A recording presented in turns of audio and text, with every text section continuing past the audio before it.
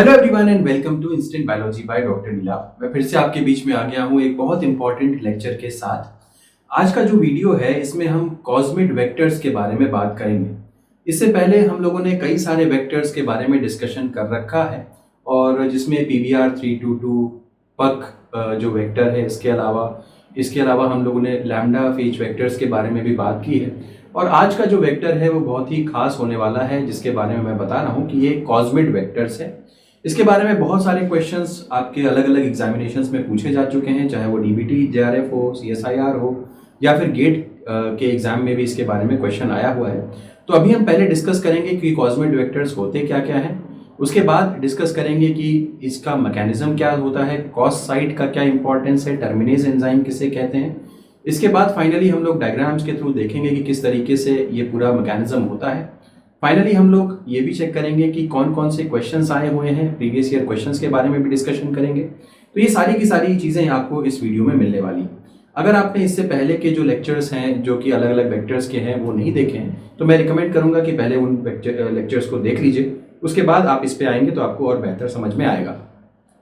तो चलिए बिना देर किए हुए शुरू करते हैं। कॉस्मिड वेक्टर्स क्या होते हैं?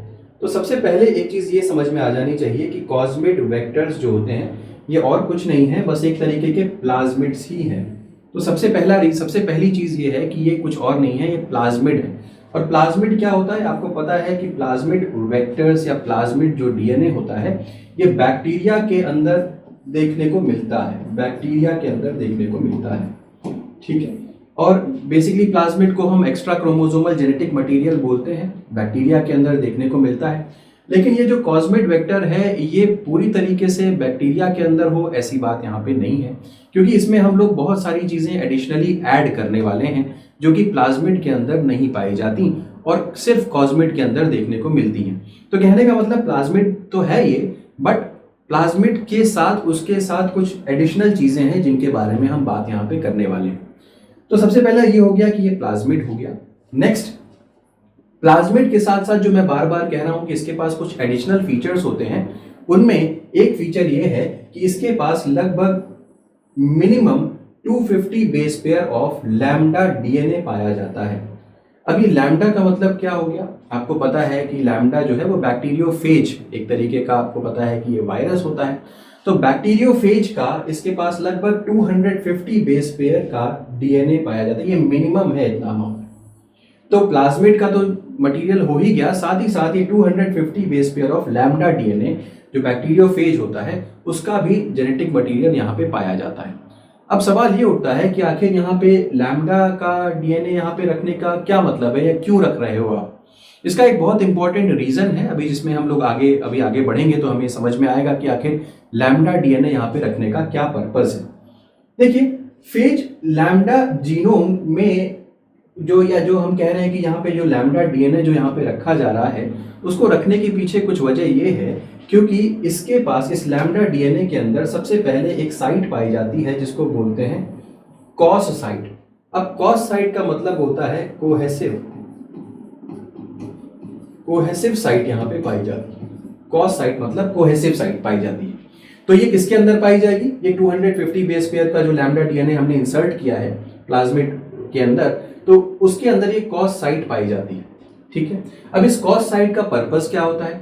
ये कॉस साइट हमें स्टिकी एंड्स प्रोवाइड करती है या कोहेसिव एंड्स को देती है। It provides us with cohesive ends. अब आपको ये समझ में आ रहा होगा कि कोहेसिव एंड का मतलब क्या होता है। कोहेसिव एंड का मतलब होता है जो इस तरीके के एंड्स होते हैं, यानी कि यहाँ पे ओवरहैंग्स जब पाए जाते हैं उनको हम बोलते हैं स्टिकी एंड्स। ये हो गया मेरा, ये जो है ये ओवरहैंग कहलाता है, ओवरहैंग।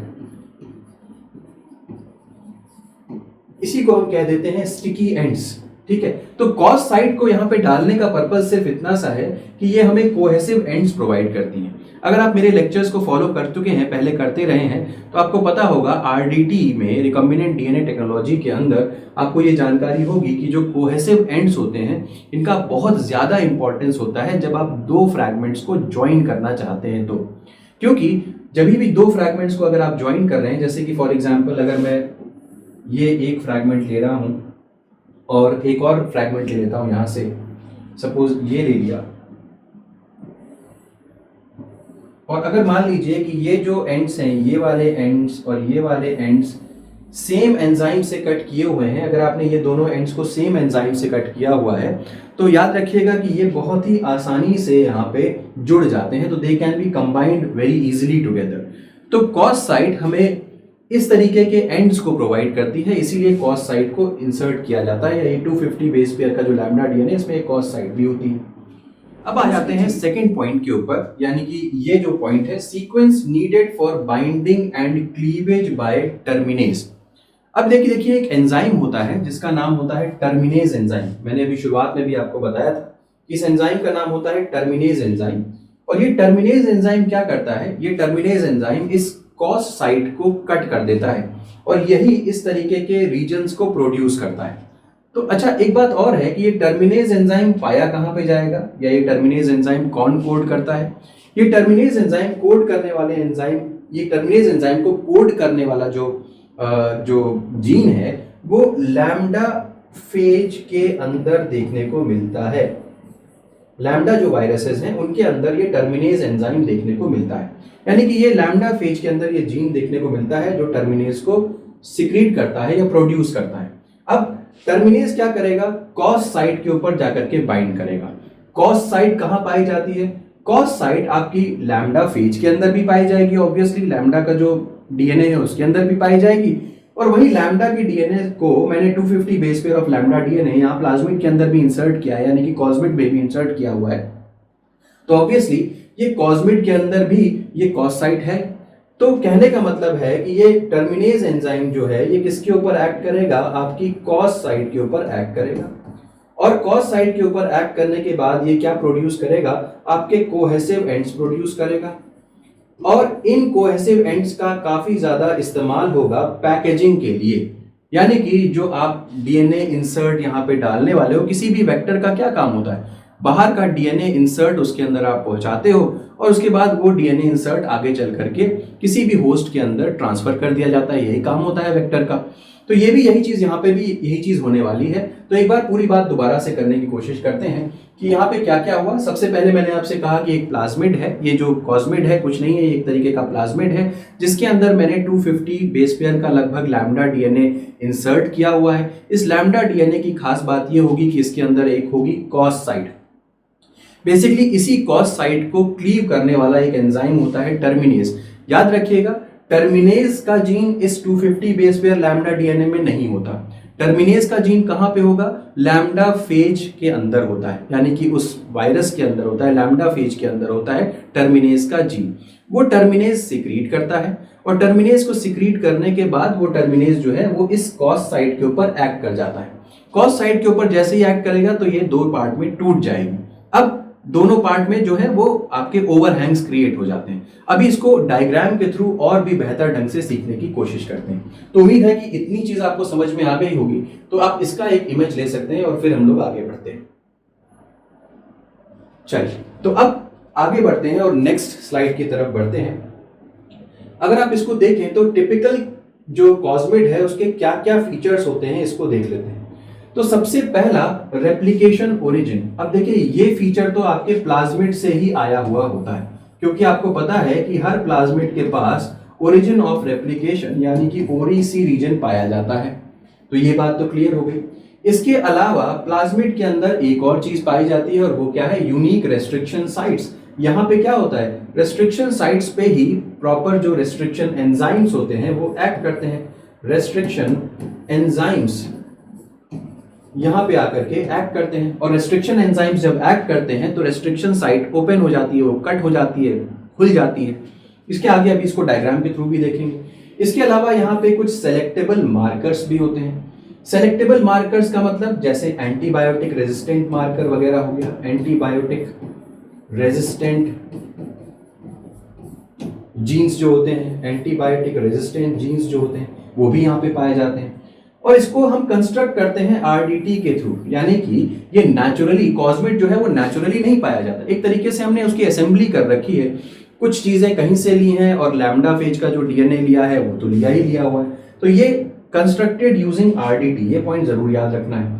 तो इतनी चीजें जो है, इसके अलावा जो मैंने आपको बताया अभी कि वहां पे लगभग 250 बेस पेयर का लैम्डा डीएनए पाया जाता है और इस लैम्डा डीएनए के अंदर होती है कॉस साइट और ये कॉस साइट का इस्तेमाल होता है पैकेजिंग के लिए। कैसे पैकेजिंग के लिए इस्तेमाल होता है अभी थोड़ी देर में देख लेते हैं।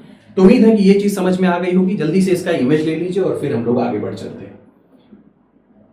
ठीक है, तो हो सकता है कि आपने अभी इमेज ले लिया हो और हम लोग अब चलते हैं नेक्स्ट स्लाइड की तरफ। अब यहाँ पे मैं टर्मिनेज एंजाइम के बारे में समझाना चाहता हूँ। ज्यादातर जगहों पे टर्मिनेज को इतना तवज्जो नहीं दिया जाता, लेकिन ये बहुत इंपॉर्टेंट एंजाइम है और इसके ऊपर क्वेश्चन आपका पूछा जा चुका है। तो देखिए कौन से एंजाइम की बात कर रहे हैं। यहाँ पे मैं बात कर रहा हूं आपके टर्मिनेज की, टर्मिनेज एंजाइम की। ठीक है, तो टर्मिनेज एंजाइम का नाम ये क्या है, टर्मिनेज है और ये दो सब यूनिट से मिलकर के बना है, लार्ज सब यूनिट और स्मॉल सब यूनिट से। इसका फंक्शन क्या होता है टर्मिनेज एंजाइम का, cleaves DNA at cos site and packages it into phase head. तो फेज का मतलब क्या हो गया, ये बैक्टीरियोफेज है एक तरीके का, आप देख सकते हैं ये फेज का हेड है। अब इस हेड के अंदर, इस बैक्टीरियोफेज के हेड के अंदर आपको जो डीएनए है, आई मीन जो भी आपका कॉस्मिड वेक्टर है, उसको इस फेज के हेड के अंदर आपको पहुंचाना है, यहाँ पे इसको पहुंचाना है। तो ये काम भी टर्मिनेज का ही होता है, क्लीव करेगा डीएनए को कॉस साइट के ऊपर। अभी हम दिखाएंगे भी आपको कैसे हो रहा है सारी चीजें। कॉस साइट पे क्लीव करेगा और उसको पैकेजिंग में भी हेल्प करेगा इस लैम्डा फेज के अंदर। याद रखिएगा वेक्टर जो कॉस वेक्टर या कॉस्मिड वेक्टर है हमारा, उसको पहले लैम्डा फेज के अंदर हमें डालना पड़ता है और फिर ये लैम्डा फेज जो है वो आगे चल करके होस्ट को इन्फेक्ट कर लेता है। चलिए देखते हैं टारगेट साइट इसकी क्या है, cos N site within the द 200 बेस पेयर कॉस सीक्वेंस। तो लगभग 200 या इसको हम 250 बेस पेयर कह सकते हैं। जो कॉस साइट होती है लगभग 200 टू 250 बेस पेयर की होती है। उसमें एक रीजन पाया जाता है कॉस एन साइट। तो अगर हम इसको इस तरीके से बनाएं, तो अगर मान लीजिए कि ये कॉस साइट है, तो इस कॉस साइट पे एक रीजन पाया जाता है जिसको बोलते हैं कॉस एन। क्या बोलोगे इसको, कॉस एन साइट। इसी कॉस एन साइट के ऊपर ये जो हमारा टर्मिनेज है वो एक्ट करता है। टर्मिनेज यहाँ पे एक्ट करेगा, इसकी टारगेट साइट। इनेबल्स इसका यूज इन कॉस्मिड्स, कॉस्मिड वेक्टर के अंदर इसका क्या यूज है, अभी मैं यही बता रहा था। Enables packaging of recombinant DNA into phase heads for efficient transfer. यानी कि जो आपका रिकॉम्बिनेंट डीएनए आपने बनाया हुआ है, रिकॉम्बिनेंट डीएनए मतलब ऑब्वियसली कॉस वेक्टर के अंदर आपने अपना जीन ऑफ इंटरेस्ट अटैच कर रखा होगा। ठीक है, उस वेक्टर को, उसको प्रॉपरली आप फेज के हेड के अंदर ट्रांसफर कर सके, यही काम होता है टर्मिनेज एंजाइम का। देखिए एक चीज और समझने की कोशिश करिए, ये पूरा का पूरा फिनोमेना जो है वो नेचर को रेप्लिकेट करने की कोशिश की गई है। नेचर में क्या होता है, जो लैम्डा फेज जो वेक्टर होता है, आपको पता ही है लैम्डा फेज जो वेक्टर है उसके अंदर ये टर्मिनेज जीन पाया जाता है। वो नॉर्मली क्या करता है, लैम्डा फेज के ही डीएनए को अपने हेड के अंदर पैक करवाने का प्रयास करता है। उसी चीज को यहाँ पे हमने अपने लिए इस्तेमाल कर लिया है।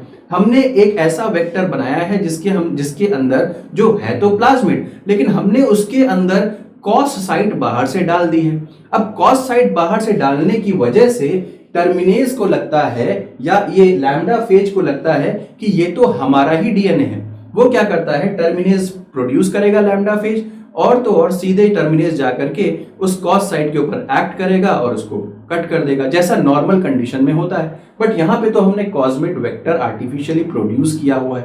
ठीक है, नेक्स्ट जीन का लोकेशन क्या होता है, terminase gene is encoded by lambda phage और इसमें जीन ए और न्यू1 दो जीन्स होते हैं जो कि टर्मिनेज के जीन लोकेशन है बेसिकली।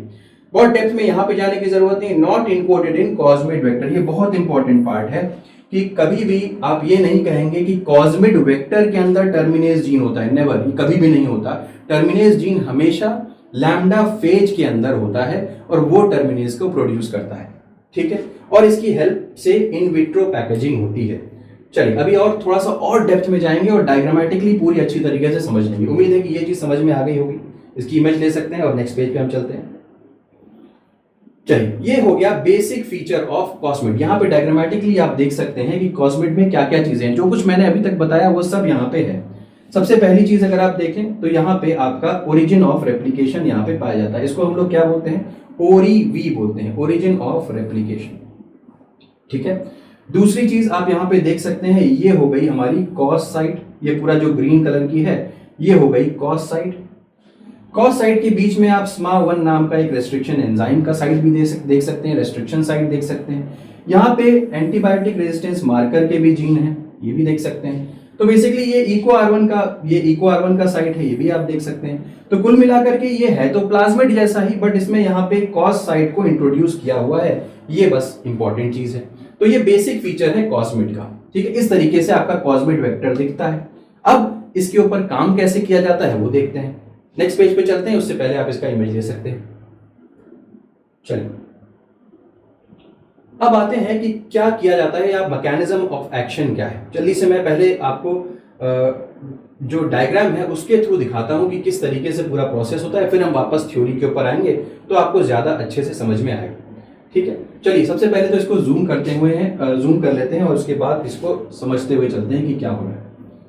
यहाँ पे दो डायग्राम्स मैंने लिए हुए हैं और दोनों ही डायग्राम्स आपको अच्छी तरीके से समझा देंगे कि क्या हो रहा है। सबसे पहले तो ये हमारा जो है, ये आप देख सकते हैं, ये मेरा है कॉस्मिड का वेक्टर, ठीक है। अब इस कॉस्मिड के वेक्टर के अंदर होती है कॉस साइट, ये हमने देख लिया। बाकी इसके अंदर है एम्पिसिलिन रेजिस्टेंस जीन, ये भी हमने देख लिया। अब सबसे पहले आप क्या करते हो, रेस्ट्रिक्शन एंडोन्यूक्लियस के थ्रू क्लीवेज करते हो, यानी कि रेस्ट्रिक्शन एंजाइम के थ्रू इसको क्लीव करते हो। रेस्ट्रिक्शन एंजाइम जो है वो यहाँ पे कट कर देता है, रेस्ट्रिक्शन साइट के ऊपर कट कर दिया। तो अब ये क्या हो गया, ये लीनियराइज हो गया, यानी कि जो कॉस्मिड का वेक्टर था, कॉस्मिड वेक्टर जो था वो लीनियराइज हो गया। आप देख सकते हैं कॉस साइड से थोड़ा ऊपर तक कटा हुआ है। साथ ही साथ आप क्या कर रहे हैं, सेम एंजाइम से, सेम रेस्ट्रिक्शन एंजाइम से आपने एक और काम किया। क्या काम किया, जो भी आपका जो डीएनए, जिस भी डीएनए को आप इसके अंदर इंसर्ट करना चाहते हो, जिस भी डीएनए को आप यहाँ के अंदर डालना चाहते हो, उस डीएनए को भी सेम रेस्ट्रिक्शन एंजाइम से कट कर दिया। और ऐसा कट किया कि लगभग 30 to 40 kb डीएनए आपका प्रोड्यूस हुआ, 30 to 40 kb के फ्रैगमेंट्स प्रोड्यूस हुए। तो आप देख सकते हो ये फ्रैगमेंट प्रोड्यूस हुए। अब क्या किया आपने, लाइगेशन करवा दिया, यानी कि इसको और इसको साथ में लाइगेट कर देंगे, ये लोग लाइगेट हो जाएगा। अब लाइगेट करने से क्या होगा, सबसे अच्छी यहाँ पे जो चीज होगी, लाइगेट करने से क्या होगा, अब जो भी रेस्ट्रिक्शन एंजाइम आपने यहाँ यूज किया था, यहाँ यूज किया था, उसको साथ में जब ये ज्वाइन होगा तो ये आराम से साथ में ज्वाइन हो जाएंगे, दोनों बिल्कुल इजीली ज्वाइन हो जाएंगे, क्योंकि रेस्ट्रिक्शन जो फ्रैगमेंट्स हैं वो कंपैटिबल होंगे, रेस्ट्रिक्शन जो एंड्स बने होंगे, जो साइट्स बनी होंगी वो कंपैटिबल होंगी। तो ये और ये सपोज ये आराम से जुड़ जाएगा। इसके बाद ये यहाँ पे आकर के जुड़ गया, उसके बाद नेक्स्ट क्या होगा, ये भी फिर से यहाँ पे आकर के जुड़ जाएगा। क्यों होगा ऐसा, क्योंकि ये जो साइट बनी हुई है, यानी कि ये जो पूरा फ्रैगमेंट है, ये ही पूरा का पूरा फ्रैगमेंट इसके अंदर, यानी कि ये लैम्डा फेज जो है वो इसके अंदर इंसर्ट हो सकता है। अगर इससे छोटा फ्रैगमेंट बनेगा तो वो इसके अंदर प्रॉपरली इंसर्ट ही नहीं होगा। तो सबसे बेहतरीन बात यह है कि ये लंबे लंबे फ्रैगमेंट्स जो हैं वो यहाँ पे आकर के इंसर्ट होते हैं और उसके बाद इनको आसानी से पैकेज करवा दिया जाता है। तो एक चीज और है कि ये पैकेज तभी होंगे जब दो कॉस साइट्स के बीच में, यानी कि एक कॉस साइट ये और एक कॉस साइट ये, इसके बीच में एक पर्टिकुलर डिस्टेंस होगा। अभी मैं दिखाता हूं क्या डिस्टेंस होना चाहिए, हम थ्योरी में जब वापस जाएंगे तो मैं दिखाऊंगा कि इनके बीच में क्या डिस्टेंस एक्चुअल होना चाहिए।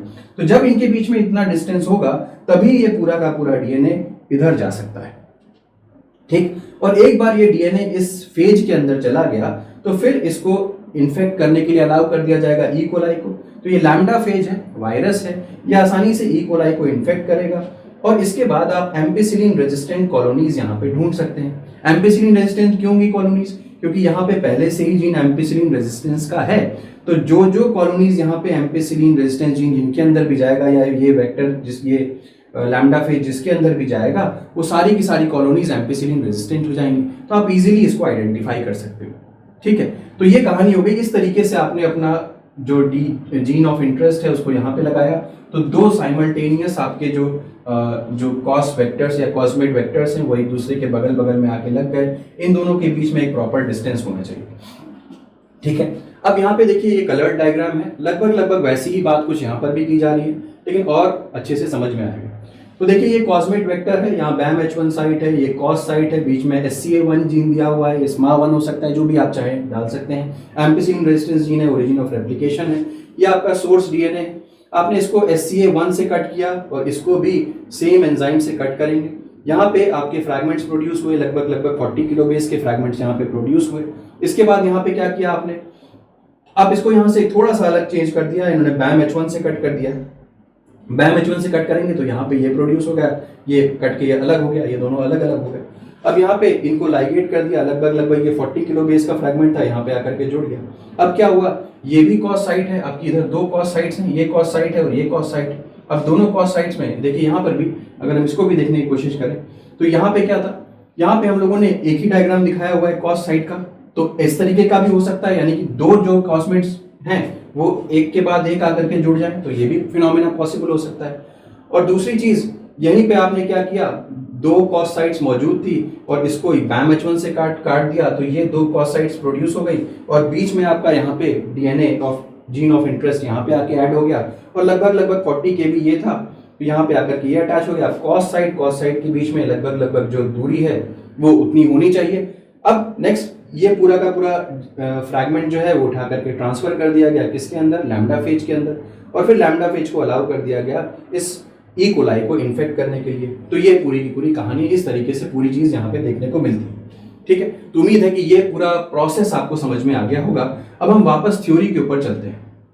अब ये थ्योरी बहुत आसानी से आपको समझ में आ जाएगी, क्योंकि इसमें जो कुछ भी बातचीत है वो सारी हम कर चुके हैं।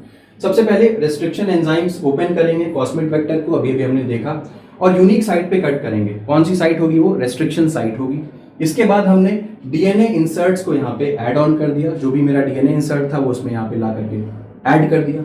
इसकी वजह से ये याद रखिएगा एंजाइम सेम होना चाहिए, जिसकी वजह से मेरा क्या बन गया, ये एनील हो गए, दोनों आपस में जुड़ गए और ये बन गया मेरा रिकॉम्बिनेंट डीएनए बन करके तैयार हो गया। इसके बाद लॉन्ग कॉन्कैटामर्स आर प्रोड्यूस्ड। अभी जैसे मैंने आपको दिखाया था कि लंबे लंबे जेनेटिक फ्रैगमेंट्स प्रोड्यूस हो जाते हैं। कॉन्कैटामर्स का मतलब होता है रिपीटेड, एक के बाद एक जुड़ते हुए चले जाते हैं। तो long concatemers are produced which are appropriate precursors for packaging in lambda particles। तो लंबे लंबे फ्रैगमेंट्स को ही या लॉन्ग कॉन्कैटामर्स जो होते हैं उनको ही आप लैम्डा पार्टिकल के अंदर पहुंचा सकते हैं। छोटे फ्रैगमेंट्स लैम्डा पार्टिकल के हेड के अंदर पैकेज नहीं होंगे। तो ये उम्मीद है कि ये समझ में आया होगा। नेक्स्ट, ये इमेज ले लीजिएगा इसकी। नेक्स्ट चलते हैं। अब जैसा कि मैंने आपको बताया था कि दो कॉस साइट्स के बीच में एक मिनिमम डिस्टेंस होनी चाहिए, और वो यहाँ पे लिखी हुई है, टू कॉस साइट्स के बीच में जो डिस्टेंस होनी चाहिए वो 38 to 52 kb होनी चाहिए। अगर इससे कम डिस्टेंस है तो पैकेजिंग नहीं होगी, तो ऑब्वियसली वही फ्रैगमेंट्स अंदर जा पाएंगे जिनकी साइज उतनी बड़ी होगी। तो अब फ्रैगमेंट्स प्रोड्यूस फॉर क्लोनिंग, हमारे जो फ्रैगमेंट्स है वो क्लोनिंग के लिए प्रोड्यूस हो गए। ठीक है, याद रखिएगा। अच्छा, जो फ्रैगमेंट्स जो हमने क्लोनिंग के लिए प्रोड्यूस किया, यानी कि जो डीएनए फ्रैगमेंट्स, मैं उसकी बात कर रहा हूँ, जो हमारा सोर्स डीएनए था जहां से आप फ्रैगमेंट को ले रहे हैं, तो उसको पार्शियली डाइजेस्ट किया जाता है। कभी भी आप कंप्लीटली डाइजेस्ट नहीं करेंगे। जो भी हमारा सोर्स का डीएनए, सपोज हम ह्यूमन के डीएनए को ट्रांसफर करना चाहते हैं कॉस्मेट के अंदर, तो आप उसका पार्शियल डाइजेशन करेंगे। पार्शियल का मतलब क्या हो गया, आप ऐसे सेगमेंट्स का प्रोडक्शन करेंगे। एक तो होता है कंप्लीट डाइजेशन। कंप्लीट डाइजेशन का मतलब जहां जहां पे रेस्ट्रिक्शन साइट मौजूद है उन सभी जगहों पे साइमल्टेनियस कटिंग हो जाएगी। और एक होता है पार्शियल डाइजेशन। पार्शियल डाइजेशन में कोई श्योरिटी नहीं है कि सभी फ्रैगमेंट्स या सभी रेस्ट्रिक्शन साइट्स के ऊपर एक साथ कटिंग हो जाए। कुछ पे कट होगा, कुछ पे नहीं होगा, इस तरीके की चीज देखने को मिलती है। तो यहाँ पे हम पार्शियल डाइजेशन करते हैं। पार्शियल डाइजेशन इसलिए करते हैं ताकि हमको अलग अलग साइज के फ्रैगमेंट्स मिल जाएं, और ताकि हमारे पास इतनी वैरायटी होगी जब फ्रैगमेंट्स की, तो हमारे फ्रैगमेंट्स जो है वो आसानी से अंदर की तरफ या लैम्डा फेज के अंदर इंसर्ट हो सकते हैं। अगर आप कंप्लीट डाइजेशन कर देंगे तो चांसेस हैं कि जो फ्रैगमेंट मिलेंगे वो बहुत छोटे मिलेंगे, जो कि फर्दर फिर लैम्डा फेज के अंदर इंसर्ट नहीं हो सकते। अब आ जाइए, इंसर्ट साइज जो है वो लगभग यहाँ पे 40 kb के अलाउंग लगभग होता है, जो कि काफी ज्यादा है। अब देखिए, यही एक बहुत बड़ी बात है, क्योंकि आप देखिए कि अगर आप प्लाज्मिड वेक्टर के बारे में बात करें तो आइडियल जो इंसर्ट साइज होती है वो 5 kb के आसपास होती है, या अगर बहुत अच्छा प्लाज्मिड वेक्टर है तो वहां पे इंसर्ट साइज 20 kb के आसपास मैक्स टू मैक्स हो सकती है। लेकिन यहाँ पे बिना कुछ किए आप 40 kb तक इंसर्ट साइज आप ले सकते हैं। इसी वजह से ज्यादातर केसेस में जो यूकैरियोटिक जो जीनोम्स हैं, जो जिनकी जब जीनोमिक लाइब्रेरी बनाई जाती है, तो ज्यादातर केसेस में यही कॉस्मेट वेक्टर का इस्तेमाल किया जाता है, क्योंकि इनका इंसर्ट साइज काफी ज्यादा बड़ा होता है। ठीक है, अब इसके बाद लैम्डा फेज आपका बन करके तैयार हो गया है, तो लैम्डा फेज को अलाउ कर देते हैं ई कोलाई सेल्स को इन्फेक्ट करने के लिए। ई कोलाई सेल्स के अंदर जैसे ही लैम्डा फेज एक बार जाएगा तो उसके बाद वो बिल्कुल जो आपका कॉस्मिड वेक्टर था वो बिल्कुल प्लाज्मिड वेक्टर की तरीके से रेप्लिकेट करने लग जाएगा। तो ये चीज लिखिए, जैसे ही वो इनसाइड होस्ट जाएगा, इनसाइड होस्ट मेरा क्या हो गया यहाँ पे ई कोलाई, तो जैसे ही वो ई कोलाई के अंदर जाएगा रेप्लिकेशन और प्रोपोगेशन बिल्कुल प्लाज्मिड की तरीके से होता चला जाएगा, क्योंकि वो है तो प्लाज्मिड ही, भले ही आपने उसके अंदर कॉस साइट इंसर्ट कर रखी है वो बात ठीक है, लेकिन है तो वो प्लाज्मिड ही, तो प्लाज्मिड की तरीके से ही रेप्लिकेशन होता चला जाएगा। इसकी इमेज ले सकते हैं और फिर हम लोग अगले पेज पे चलते हैं। चलिए, ये हमने देख लिया। अब आ जाते हैं एप्लीकेशन के ऊपर। मैं इसकी एप्लीकेशन आपको ऑलरेडी समझा चुका हूं। देखिए, जब भी आप यूकैरियोटिक जीनोमिक लाइब्रेरी बनाएंगे तो आपको हमेशा इंसर्ट साइज की ज्यादा की जरूरत पड़ेगी। तो अक्सर यहाँ पे कॉस्मिड का इस्तेमाल किया जाता है क्योंकि जीनोमिक लाइब्रेरी ऑफ यूकैरियोट्स में लार्ज फ्रैगमेंट्स की जरूरत पड़ती है। तो यहाँ पे हम 40 KB आराम से इंसर्ट कर सकते हैं। तो since lambda particles are used to package them many fold more efficient than plasmid transformation. तो एक तो ये चीज है कि 40 KB का आपको इंसर्ट साइज मिल जाता है, और दूसरी चीज ये है कि आप यहाँ पे जो पैकेजिंग सिस्टम है, जो लैम्डा फेज के अंदर जो पैकेज हो रहा है, और लैम्डा फेज के पास इंट्रिंसिक प्रॉपर्टी होती है कि वो किसी भी बैक्टीरिया ई कोलाई को आराम से इन्फेक्ट कर सकता है। तो ट्रांसफॉर्मेशन एफिशिएंसी बहुत ज्यादा है, यानी कि जो जीन ऑफ इंटरेस्ट है आपका आराम से ई कोलाई के अंदर पहुंच जाएगा, उसमें कोई दो राय नहीं। जबकि जब आप बाकी मेथड से ट्रांसफॉर्मेशन करते हैं तो ट्रांसफॉर्मेशन एफिशिएंसी कम रहती है। तो इसीलिए ये एक मेथड जो है वो काफी बेहतरीन मेथड है। तो ये एप्लीकेशन के बारे में हम लोगों ने देखा। अब कुछ क्वेश्चंस को देख लेते हैं, क्योंकि ऑब्वियसली जब तक हम प्रैक्टिस नहीं करेंगे तब तक कैसे समझ में आएगा। तो सबसे पहला क्वेश्चन है which of the following statements, तो ये PYQs है basically. Which of the following statements about cosmid vectors is true. सबसे पहला ऑप्शन है cosmid contains only cos site and lack any plasmid origin. तो ये तो गलत है, ओरिजिन ऑफ रेप्लिकेशन होता ही होता है। Cosmids are capable of autonomous replication like plasmids. Cosmids are capable of autonomous replications like plasmids. तो ये बात तो सही लग रही है, कॉस्मिड जो है वो ऑटोनॉमस रेप्लिकेशन कर सकते हैं। Cosmids can package insert size larger than 100 KB। ये बात तो गलत है, 100 KB से ऊपर नहीं, 40 KB के आसपास इंसर्ट करते हैं। Cosmids do not use lambda phase packaging system, they use lambda phase packaging system। तो ये भी गलत हो गया, पहला वाला भी गलत था। तो इसमें करेक्ट ऑप्शन क्या हो गया आपका, बी हो गया। ठीक है, तो इसका इमेज ले सकते हैं चाहे तो। नेक्स्ट की तरफ बढ़ते हैं। The cos site present in cosmid vector are important because they, अब आपको पता ही चल गया है cos site का क्या काम होता है, पैकेजिंग का काम। तो प्रमोटर की तरीके से तो काम नहीं करते। Helps in packaging of DNA into phase heads, ये बात सही है। एंटीबायोटिक रेजिस्टेंस की तरह भी काम नहीं करते। इनिशिएट डीएनए रेप्लिकेशन, इसके लिए भी आपका कोई काम नहीं करते। तो सबसे इसका जो करेक्ट ऑप्शन है वो अगेन यहाँ पे बी हो गया, help in packaging DNA into phase heads. Next page पे चलते हैं। What is the approximate size range of DNA inserts that can be accommodated by cosmid vectors? अब मैंने आपको बताया भी हुआ है कि लगभग 40 KB के अराउंड जो बेसेस हैं वो एक्सेप्ट हो सकते हैं, या इंसर्ट साइज जो है वो जा सकती है। तो इसका करेक्ट ऑप्शन हो गया यहाँ पे सी, 35 to 45। नेक्स्ट क्वेश्चन की तरफ पढ़िए।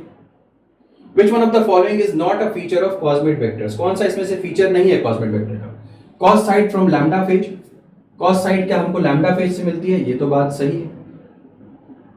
यस, सेलेक्टेबल मार्कर जीन ये भी पाया जाता है। प्लाज्मिड ओरिजिन ऑफ रेप्लिकेशन ये भी पाया जाता है। जीन्स फॉर कैप्सिड प्रोटीन नहीं, ये ट्रू नहीं है, क्योंकि कॉस्मिड के अंदर हमको कहीं पर भी कैप्सिड प्रोटीन के लिए जीन्स नहीं देखने को मिले थे। वहां पे ओरिजिन ऑफ रेप्लिकेशन जरूर थी, वहां पे मार्कर जीन्स थे, एंटीबायोटिक रेजिस्टेंस जीन भी था, और उसके बाद कॉस साइट भी थी। बट ये तो ऑप्शन गलत है, तो डी हमारा करेक्ट ऑप्शन। नेक्स्ट पेज पे चलते हैं। In comparison to plasmid vectors, the major advantage of using cosmid is, तो इसको भी आपको पता है भाई, प्लाज्मिड का जो इंसर्ट साइज होता है वो काफी कम होता है, और दूसरी चीज जो कॉस्मिड है उसका इंसर्ट साइज ज्यादा होता है।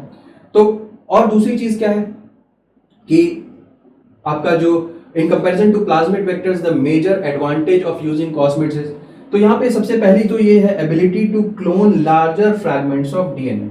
ज्यादा बड़े फ्रैगमेंट्स ऑफ डीएनए को आप क्लोन कर सकते हो। हायर ट्रांसफॉर्मेशन एफिशिएंसी, कॉस्मिड के थ्रू आप पैकेजिंग बहुत अच्छी कर सकते हो तो कुछ हद तक आप ये भी कह सकते हैं कि हायर ट्रांसफॉर्मेशन एफिशिएंसी भी आपको देखने को मिलती है प्लाज्मिड वेक्टर के अलावा। तो मेजर एडवांटेज पूछा गया है तो आप ये लिख सकते हैं ability to clone larger fragment, इसके अलावा हायर ट्रांसफॉर्मेशन भी है।